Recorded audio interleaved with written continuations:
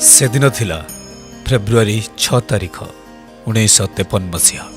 तत्कालीन गजपति महाराजा वीरकिशोर देव तृतीय और महाराणी सूर्यमयी पाटमहादेवी औरसरू जन्म नेले उज्जवल दीप्तिमय पुरुष उत्कलर धूमकेतु राजकुमार जहाँकर नामकरण करागला जेनामणि कामार्णव देव। राजांक घरे आनंदर पर्व सारा उत्कलवासी विभोर। से समय मात्र अल्प दिन हेब ब्रिटिश मानकर विभत्स समयर अंत घटी सारी थाए। भारत वर्षरे सामान्य शिथिलता और स्वाधीनतार कोमल स्पर्शरे सुनार भारत चकचक दिशिबा आरंभ करुथाए। एही समय अनुक्रम राजकुमार कमार्णव देव बढ़िबाकु लागिले। आरंभ हला पाठपढ़ा।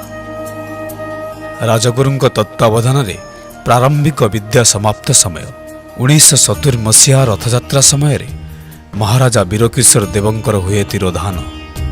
समग्र उत्कल शोकर छाया। प्रजावंत राजांकर वियोगरे खोर्धागढ़र प्रजा माने मर्माहत। सही समय राजगुरु और मंत्री मानकर निष्पत्ति राजकुमार जेमामणि कमार्णव देवंकर मात्र 17 वर्ष बयस हुए राज्य अभिषेक। से राजकुमार पालटे जाती ठाकुर राजा बनी जाती जगतर नाथंकर आद्य सेवक।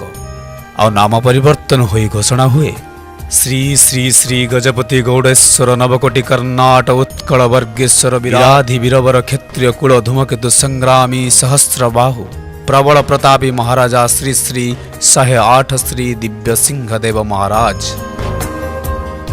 ठाकुर राजा घोषित होला परे प्रथम थर पई राजाधिराज अनंत कोटि कैबल्य नायकंकर विश्व प्रसिद्ध पतित पावन घोषयात्रा दुर्लभवाद्य सेवकर सेवा आरंभ करी कृतार्थ हुअन्ति।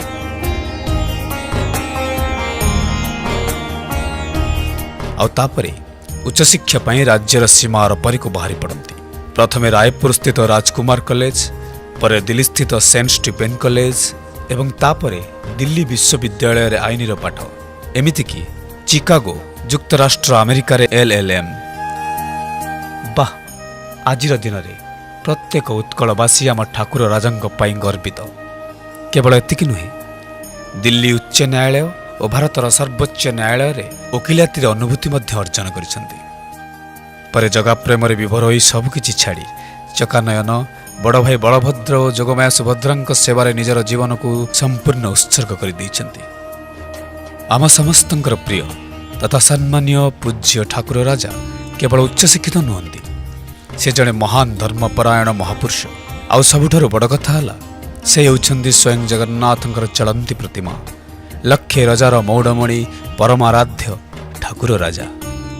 से विवाह करिसेंती जामुर राजकन्या को, जहाँकर विवाह पर नाम हेउछि लीलावती पाटमहादेवी। आम कलिंग, आम उत्कल, आम ओडिशा केवल एक भूखंड नुहे। आजिर ओडिशा हेउछि देवभूमि। ओडिशार कोण अनुकोण जगन्नाथमय।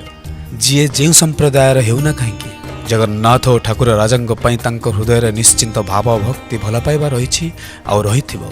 सारा ब्रह्मांड रे ठाकुर राजांक महिमा मंडित होई रही आउ काल काल पई रहिथिबो। ओडिया भारी बढ़िया। ए युक्ति को साकार निश्चिंत करंतु।